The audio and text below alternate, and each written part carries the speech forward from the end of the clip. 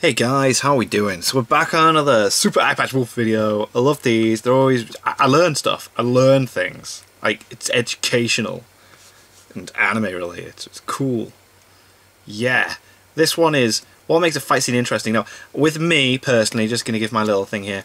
I think fight scenes are more interesting when there's, like, a lot riding on the fight. Or, you know, vengeance is a good one as well, or... blah blah. It's like there's got to be some weight behind the fight. It can't just be they fight. There has to be a reason for it, and that's what makes a fight interesting. For me, anyway, when there's some real weight behind it. But let's see what Super Eyepatch Wolf has to say on the matter. What makes a fight scene interesting? I've been watching a lot of fight scenes recently and stuff, so Jesus Christ. Cool. What's this music from? I love fight scenes. Yeah. There's quite simply nothing like watching two fictional characters beat the living shit out of each other. That's pretty cool. They're explosive, they're surprising, and they're nearly always entertaining. Yep. And even though I myself am about as violent as a tortoise wearing a little cotton hat, I don't think I'm ever more pumped watching a show than watching two rivals square off against one another. Oh, rivalry fights always brilliant. Exploding into each other in a flurry of fists and feet. But that said, at what point does a fight scene start to become more than just two people hitting each other until one falls down? How exactly does one manage to carry the weight and consequence of the very best pugilistic showdowns? Well, friends, we are back and we are more powerful than ever. So let's charge our ki, scream till our hair changes colour, and let's discuss what makes a fight scene interesting. I think first we should take a little time and differentiate between fight scenes and action scenes. Fight scenes generally take place between two pre-established characters. Right. Both tend to have a clear and defined motive for being there, and both usually have clear consequences for if they win or if they lose. Yeah. Action scenes, on the other hand, tend to take place between a large group of people, usually with our protagonist facing down a large, undefined crowd of faceless enemies. I'm reluctant to refer to these kinds of scenes specifically as fight scenes because the enemy characters present tend not to have any real plot significance or weight in the story. Yeah. They are bowling pins to be set up and knocked down by our heroes. And none of this is to say that these kind of scenes aren't fun. I myself am particularly fond of them, especially in the old Jackie Chan movies. But the mechanics of what makes an action scene interesting and what makes a fight scene interesting are entirely different. Right. Action scenes are all about spectacle and bombast. Everything around They're about trying to fit as much excitement into a scene as you possibly can, and their success relies nearly entirely on direction, choreography, shot layout, and a tight edit. Yes. And while these factors are absolutely important for a good fight scene, this alone is not really enough to make a fight scene truly compelling. Case in point, Yatta vs Fushimi from 2012's K Project.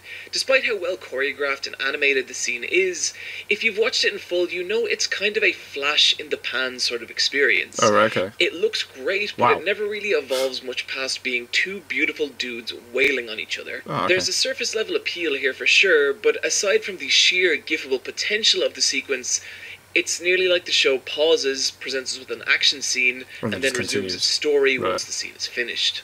And ultimately, despite the high production values, the fight feels forgettable because of it. All those fights have if weight on large-scale the action, decent choreography, and great animation aren't enough to really sell a fight scene, then what will? Well, I think the best way to think about it is that all a fight scene really is a dialogue between two characters. Yes, definitely. It's a conversation with questions and answers, challenges and responses. And the point where a fight scene truly becomes engaging is the point where the audience can follow the physical communication playing out on screen. Yeah, that's true, Let's take a look at a classic example of this. The fight scene between Bruce Lee and Chuck Norris from the 1972 classic Way of the Dragon. During the entirely wordless 9 minutes it takes this fight to play out, it tells a very simple yet effective story. The fight starts off with the much larger and more imposing Chuck Norris dominating Bruce Lee with his more powerful attacks. And after taking a beating, Lee is forced to reconsider his strategy and instead focuses entirely on defense, spending nearly a solid minute dodging and weaving around the larger fighter's attacks. and slowly he begins to get a read on his opponent, recognizing Norris's techniques and patterns, until eventually he uses this knowledge to utterly shut down his opponent at every turn. Yeah, it's great. Until Norris, completely out of options, must accept defeat. Yeah. So, if you look at this scene in terms of being a dialogue, all it really is Norris's character opening up with a strong argument, Lee initially failing to respond before collecting himself, forming his own counter-argument, and then Norris in turn failing to come up with a significant answer to that. It's a brutally simple exchange between two characters, but one conveyed to the audience with the utmost clarity. In other words, there is a simple physical story that runs through this fight. And this is the concept that separates a good fight scene from an average one, and is exactly what's missing from the Yatta versus Fushimi fight. And when you start to look at fight scenes like this, something kind of strange happens, and that is that you realize the physical actions of a fight scene, the actual punches, kicks and whatnot, are actually way less important than the narrative beats of a fight. Right. There's even several series with great fight scenes where physical confrontation doesn't even come into it. And this is the reason series like Phoenix Wright, Kaiji Ultimate Survivor, and even Yu-Gi-Oh! Can feel just as nail-bitingly intense as any direct combat encounter. Okay, These are coined as non-battle battle series by one of the best non-battle battle series, Bakuman. But more on that particular subject in a future video. Right. So, if I were to put a name on it, everything we've talked about up until now could be summed up as the technical narrative of a fight, i.e. the strategic back and forth as both fighters attempt to adjust to their opponent's strategy and counter accordingly. Bam. A strong and clearly defined technical narrative is what keeps a fight from being a mishmash of flailing bodies, or just a ho-hum exchange of large-scale special moves. Take my blast! A story to follow, and a strong technical narrative is more than enough to keep a combat encounter compelling and interesting. Take JoJo's, for example. That's probably one of the purest definitions of a series with well-developed technical narratives throughout its fights. And Araki's grasp of how to use this type of storytelling for his battles is one of the main reasons his fight scenes have remained so enjoyable throughout the years. There is, however, another type of narrative that can run through a great fight scene. One that encompasses not only the fight, but everything that surrounds it. And that is the emotional narrative of a fight. God, yeah, I think the best way to explain it is that if you think of a fight in terms of a game of chess, the technical narrative is everything that takes place on the chessboard. Each strategy, but then the emotional is what's off of it. While the emotional narrative encompasses everything that takes place off the chessboard. Namely, the two players, who they are, what brought them here to play, and what does victory or defeat mean for each individual one. In terms of a fight scene, the emotional narrative encompasses everything about the combatants up until this point.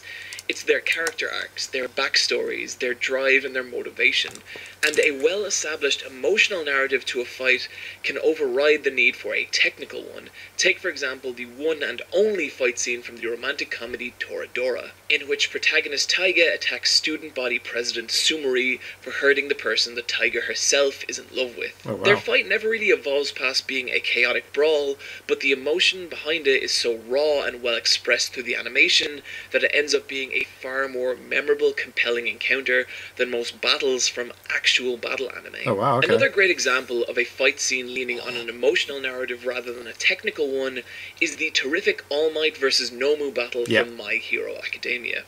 All Might is the ultimate symbol of peace and justice. He is basically Superman of Academia's world. Yes, he is. However, due to a wound sustained from a previous battle, he's slowly losing his incredible superhuman strength, and he's found himself far weaker and less capable than he once was, which draws into question if he can continue to actually be a superhero. And making matters worse, he must now face the monstrous Nomu, which is being purely designed to be able to fight defeat him. All Might at his 100% strongest. The crux of this fight isn't really if All Might can overcome Nomu, but instead whether All Might can push through his own limitations and prove to those around him and himself that he is still capable of being the hero that everyone loves. And if you found yourself getting unusually emotional at the conclusion of this fight, it's because the show did such a good job of weaving All Might's personal story arc into the fight itself. and his victory isn't just good triumphing over evil, but a character confirming to himself that he is still worthwhile and still able to move on. Every fight in And My so, Hero if you've Academia ever been helps watching progress the story a for a heavily character. plot-significant fight and found your attention waning, it's most likely because the fight failed to establish either a sufficient technical or emotional narrative. And we could leave things there, but there is one more point I'd like to make. Right. And to do so, we need to delve into the worlds, now bear with me, of professional wrestling. Right. No, don't unsubscribe. Don't unsubscribe. This will be interesting. No, damn it. Generally, there's two major criteria you can judge a pro wrestler by. Okay. Their in-ring ability and their mic skills. Oh, In-ring okay, yeah, ability is a showmanship. wrestler's technical proficiency within the squared circle. It's their aptitude to deliver and receive moves, to flow from sequence to sequence and sell the idea that this is a real fight, actual yeah. combat encounter the audience is watching, and not a pre-scripted physical pantomime. Mic skills, on the other hand, relate to, yes, a wrestler's ability to talk on a mic, but also to sell their character. The ability to get their fictional persona over with the fans and have them cheer or boo accordingly, as well as help control the direction and emotional arc that their character goes on. Where this relates back to our discussion is that in-ring ability is essentially a wrestler's capacity for selling the technical narrative of a match, while mic skills is their ability to sell the emotional narrative of one. But I think what's worth noting is that while many wrestlers can achieve success by being proficient in either discipline, it's only the true greats that can do both. And the exact same is true of fight scenes. Right, yeah. While fight scenes can definitely be interesting by relying on either a strong narrative of either kind, it's the true exemplaries that succeed on both levels. So and they can it's be technical not an and easy emotional. thing to do considering how much writing and foresight it takes, but there are a number of exceptional authors that really shine at this. George Morikawa of Hajime no Ippo is quite possibly the best at it in the entire industry. But we have covered his series in a previous video, which you should totally go check out if you have not already. Maybe I But will. another author who is especially proficient at Masashi weaving the Kishimoto. technical and emotional narrative of a fight is Naruto's Masahide Kishimoto. Yes. There's several great examples I could point to here: Rock Lee vs. Gaara, both Naruto vs. Sasuke God fights. damn yes. But the real standout for me is the exceptional Kakashi vs. This is Obito Obito, battle yeah. from Naruto Oh my Shippuden, god, there's so much particularly emotional in its weight on that. animated form. This fight is an especially great example of using both types of narrative because it essentially separates each narrative type into its own timeline. The technical narrative takes place with the two battling tooth and claw in the present, while the emotional one plays out in a series of flashbacks from the pair's past, as we watch the two young shinobi train, get to know each other, and even become friends. Both sequences are beautifully cut together to make a fight scene that is all at once edge of your seat, intense and exciting, while also That's being touchingly brilliant, that poignant frozen and away. emotional, encapsulating in a mere 17 minutes not only a blisteringly brutal and well-animated combat encounter, but also the story of two friends whose relationship tragically broke down over time, and whose paths mean that they now must face one another. And this really encapsulates the best of what a fight can be. Not just a string of potential gifts, but a true story in and of itself. Something not only breathtaking and exciting to watch, but something that can further the overarching narrative of our story, as well as revealing more about our characters than perhaps a regular sequence could. As it's here we see them really fight and struggle for their core beliefs, and letting a fight be more than just a fight, more than just an exchange of blows, letting them become true stories in and of themselves. This, my friends, is what makes a fight scene interesting. Boom. Thank you, Super iPad Wolf. Oh, Hunter. Friends, that's going to do it for our first video of the new year, and yes, we are back, and the good news is that we are going to be posting a lot more videos at a more frequent rate from here I like on Super in. iPad Wolf stuff. But to do Good. that, and to really do it right, Goes I need really some into support. it, doesn't he? And so I have decided to start a Patreon. Well- And if you like this channel, if you'd like to see it post more often, then consider heading over to patreon.com/superiPatchWolf. I've nearly finished And Hunter together, x Hunter. we can make this channel the biggest and best it could possibly be. I'm going to put a video out with more info soon, but all you really need to know is that there is one tier, it is $1, and for that, you get everything. Now, if you do decide that you want to pledge more than that, then that would be cool, and also, you're amazing and I love you. But even a single dollar would be insanely appreciated. appreciated. Guys, thanks so much for watching. As ever, you can find me over on Twitter at eyepatchwolf, or come hang out with me at the Let's Boss Fight a Rush Boss on the Let's Fight podcast. a Boss video game podcast. Guys, it's the start of a new year, and that is an especially good reason to take care of yourselves, and I'll see you next time. Peace. Good video. It's true, it's technical and emotional. And the ones that have both are the ones that stand out. I agree with that. It's very, very true. You could argue though that the majority of My Hero Academia's fights after that, or my one with the Onomus, has that, especially in like the tournament arc where is it Deku and Todoroki? That one's got like